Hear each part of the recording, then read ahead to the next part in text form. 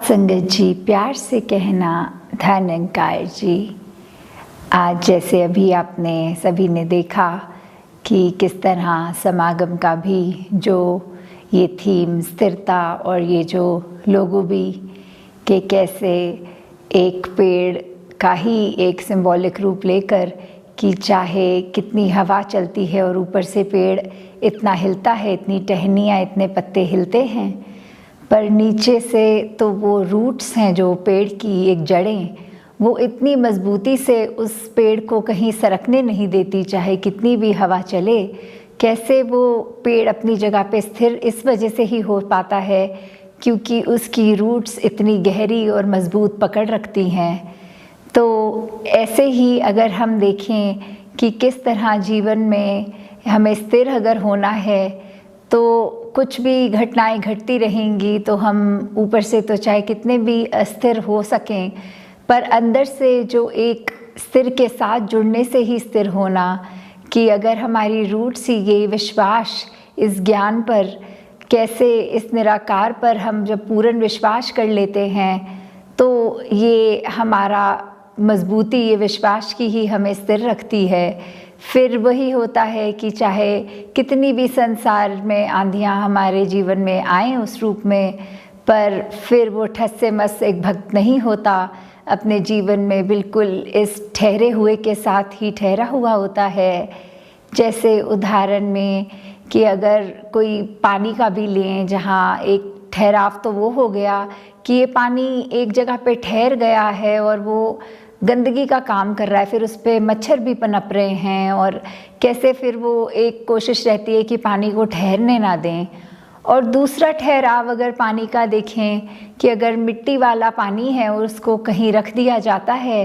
तो उसकी मिट्टी नीचे को सेटल हो जाती है और ऊपर एकदम वो ट्रांसपेरेंट क्लियर वाटर फिर बन जाता है।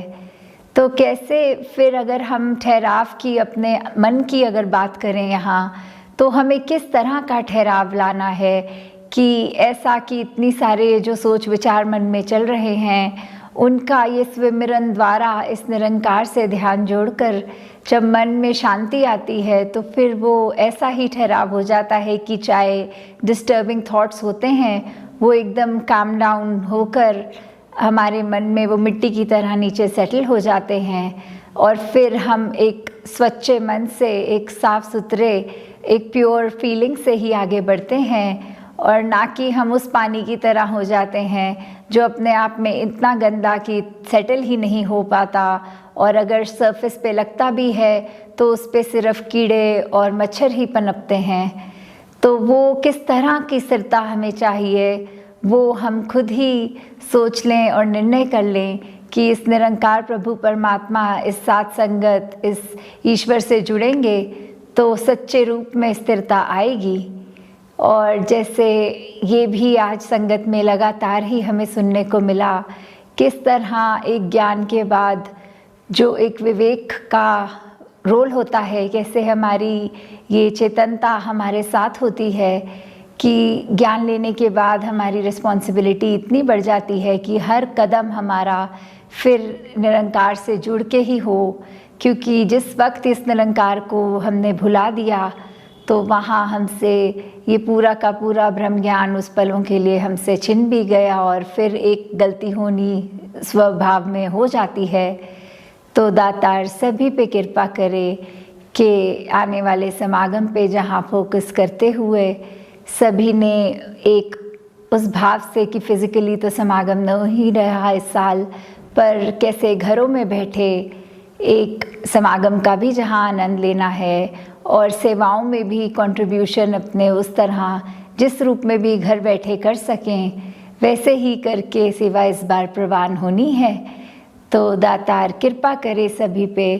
कि एक चेतनता को सामने रखते हर समय एक एक बोल, एक एक कर्म अपना तोल के